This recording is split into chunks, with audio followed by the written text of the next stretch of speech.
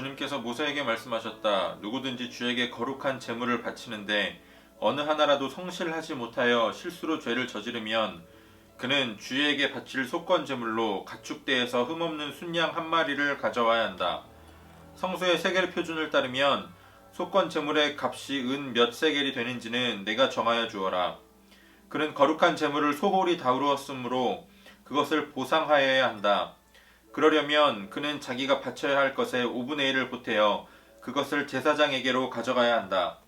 제사장이 속건 제물인 순양에 해당하는 벌금을 받고서 그의 죄를 속하여 주면 그는 용서를 받는다. 나 주가 하지 말라고 명한 것 가운데서 어떤 것을 하여 잘못을 저질렀으면 비록 그가 그것이 금지된 것인 줄을 몰랐다고 하더라도 그에게는 허물이 있다.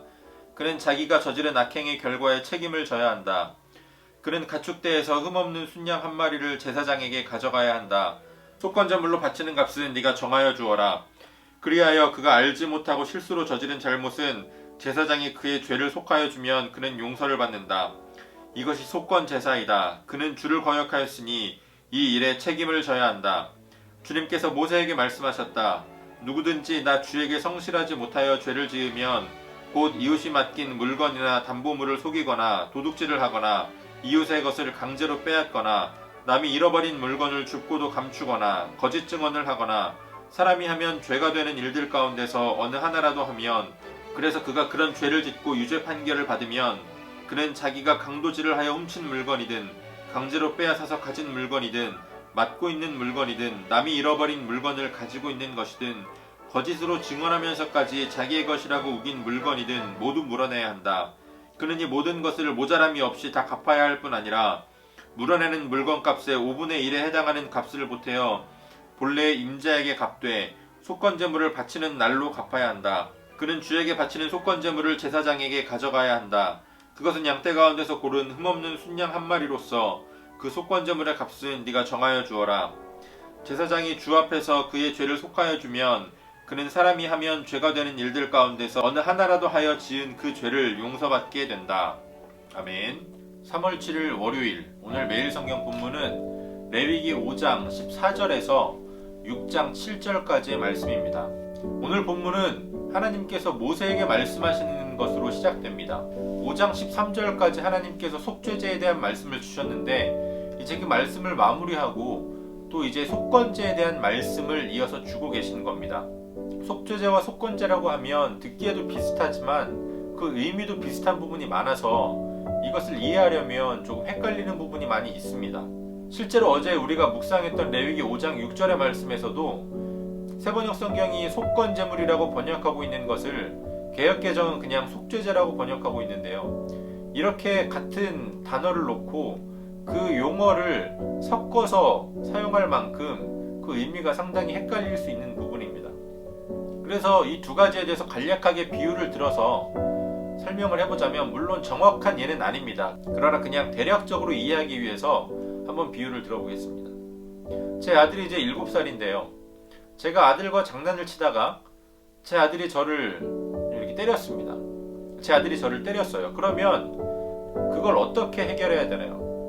그냥 제 아들이 저한테 와서 아빠 괜찮아? 미안해 하면 끝납니다.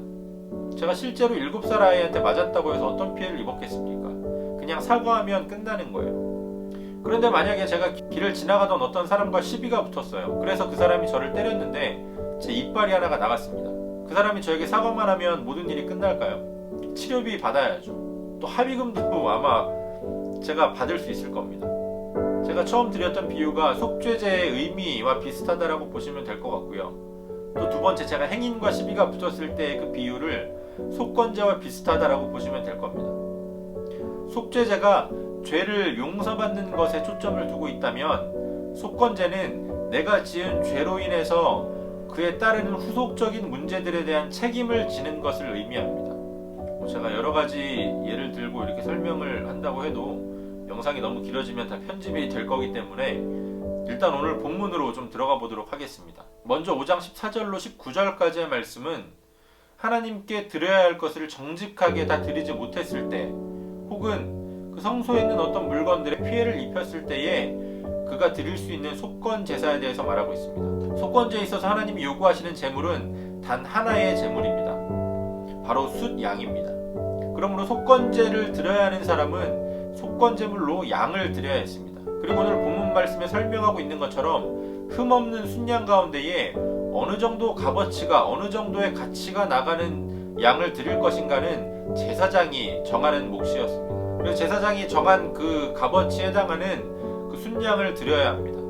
그런데 제물만 드리는 것이 아니라 자기가 하나님께 마땅히 드려야 할 그 제물을 온전히 드리지 못했을 때 그때 어떤 피해가 발생하냐면 하나님께 바쳐지는 제물들 가운데 일부를 제사장의 몫으로 남겨놨기 때문에 그만큼 제사장이 받아야 할 몫을 받지 못하는 겁니다.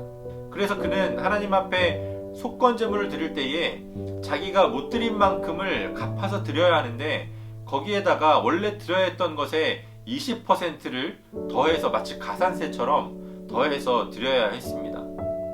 그래야 죄를 사함 받을 수 있었습니다. 그것이 속건제다라고 하나님은 말씀하고 있습니다. 만약 그가 범한 죄로 인해서 제사장이 피해를 받지 않았을 때에는 그저 속건 제물만 드리면 됐습니다. 그러나 그 속건 제물도 아까 말씀드린 대로 제사장이 정한 값어치에 해당하는 그 양을 골라서 드려야 했습니다. 이제 6장 1절로부터 7절까지는 내가 지은 죄로 인해서 다른 사람, 나의 이웃이 피해를 받게 되었을 때에 드리는 속건제사에 대해서 말씀하고 있는데요. 동일하게 속건제물을 함께 드리면서 나로 인해 상대방이 입은 피해를 고스란히 갚아 주어야 합니다. 거기다가 20%를 더해서 또 갚아야 돼요. 이것이 바로 속건제사입니다. 제 나이 또래 정도만 돼도 이 속건제에 대해서 들 수 있는 가장 공감이 가는 예는 영화 밀양일 겁니다. 배우 송강호 씨와 전도연 씨가 출연했던 영화인데요. 이 밀양이라고 하는 영화의 내용은 이렇습니다. 어느 날 여주인공 신혜의 아들이 납치를 당해서 살해당합니다. 그 범인이 잡히지만 그 엄마의 마음이 너무나도 아팠던 거예요. 그런데 그 엄마가 신혜가 위로를 받았던 곳은 바로 교회였습니다. 교회에서 신앙생활을 하면서 그 마음의 위로를 받고 어느 날 그래 내가 이 범인을 용서해야 되겠다라는 마음을 먹고 그 범인이 갇혀있는 감옥에 면회를 가게 됩니다. 가서 그 범인을 만나서 용서를 하려고 했는데 그 범인의 태도가 문제였던 거예요. 그 범인이 나는 이 안에서 하나님을 믿고 하나님께 회개하고 용서를 받았다라고 하면서 너무나도 편안한 모습이었던 거예요. 자기는 그 범인을 용서하겠다는 마음을 먹기까지 너무나도 힘들었고 너무나도 고통스러운 시간을 보냈는데 정작 나를 그렇게 만든 내 아들을 죽이고 나를 그렇게 힘들게 했던 범인이 너무나도 마음 편하게 살고 있는 모습을 보면서 신혜는 그동안 다잡아왔던 그 마음이 모조리 무너지는 것을 느낍니다. 그래서 교회와 신앙에 대한 적대감을 갖게 돼요. 이 밀양이라고 하는 영화를 보고 있으면 어째서 하나님이 이 비슷해서 헷갈릴 만한 속죄제와 속건제를 붙여서 말씀하고 계신지를 우리가 조금 이해할 수가 있습니다. 오늘 본문 17절과 19절에 나오는 것처럼 우리가 죄를 지었으면 우리가 악행을 했으면 그 일에 대한 책임을 져야 합니다. 단순히 하나님의 계명을 범해서 하나님과의 어떤 영적인 관계에만 영향을 끼치는 죄를 지었다면 속죄제를 통해서 용서를 받으면 되지만 내가 지은 죄로 인해 제사장이 혹은 이웃이 피해를 받았다면 그 피해를 받은 것에 20%의 덤을 얹어서 갚고 그리고 속건제물을 바치라고 하신 거예요. 우리의 회개가 단순히 속죄적인 개념을 이해하는 데서 끝나버리면 우리는 회개의 어떤 윤리적인 측면을 완전히 무시하게 되는 겁니다. 우리가 예수 그리스도를 믿음으로 말미암아 하나님께 받는 죄사함, 이 용서는 물론 무조건적인 것이지만 우리는 우리가 지은 죄로 인해서 파생되는 그 후속적인 문제에 대한 윤리적인 책임을 질 필요가 있다는 겁니다. 그래서 하나님은 속죄제와 속건제를 연달아서 그것도 중간에 이 속건제물이라는 단어를 병행해서 사용하시면서 말씀하고 계신 겁니다. 이 교회 안이든 교회 밖이든 이 회개에 대해서 속죄에 대해서 이 속건제에 대해서 올바르게 이해하고 있는 사람이 많지 않습니다. 그렇기 때문에 영화 밀양의 유괴범과 같은 그러한 사람들이 나오게 되는 거고요. 또 교회 다니지 않는 사람들은 그런 것을 보면서 이 예수쟁이들은 말이야 일주일 동안 자기 마음대로 하고 싶은 대로 다 살고 그냥 일요일날 교회 가서 회개만 하면 다 끝나는 사람들이야 이렇게 말합니다. 그리스도인들에 대해서 마치 하나님께 죄사함을 포함한 모든 것을 맡겨놓고 무책임하게 살아가는 사람들처럼 오해한다라는 말입니다. 우리가 오늘 속건제에 대한 말씀을 보면서 알 수 있듯이 우리의 속죄에는, 우리의 회개에는 우리의 죄로 인한 결과에 대해서 윤리적인 책임을 지는 부분이 포함되어야 합니다. 우리가 잘 아는 삭개오도 마찬가지입니다. 그도 예수님을 만났고 예수님을 영접했고 예수님을 통해 거듭났습니다. 예수님을 만난 그가 예수님께 자발적으로 드렸던 말씀이 뭐냐면, 내가 누군가로부터 부당하게 무언가를 빼앗은 일이 있다면 내가 빼앗은 것의 4배를 갚겠다라고 이야기했습니다. 예수님께서 요구하신 것이 아닙니다. 그가 자발적으로 한 말입니다.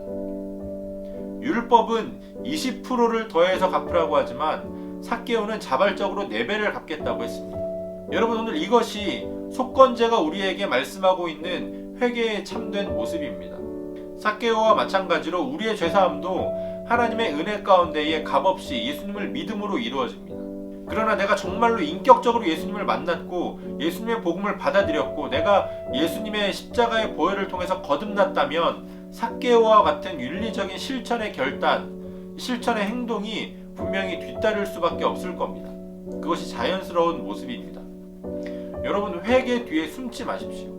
나의 죄로 인한 그 결과에는 신경 쓰지 않고 난 하나님 앞에 회개했으니까 끝났어, 나는 용서받았어, 이렇게 행동하지 말라는 겁니다. 나의 죄에 대한 책임을 지고 내가 마땅히 갚아야 할 것을 갚는 그러한 모습이 참된 회개의 모습입니다. 참된 회개 가운데에 책임감 있는 그리스도인으로 살아가는 우리 모두가 되어지기를 소원합니다. 계속해서 본문의 말씀을 몇 차례 더 읽으시면서 또 오늘 본문 말씀 가운데 하나님께서 여러분에게 주시는 말씀을 한번 개별적으로 묵상해 보십시오. 그리고 각자의 기도로 오늘의 묵상을 마치도록 하겠습니다.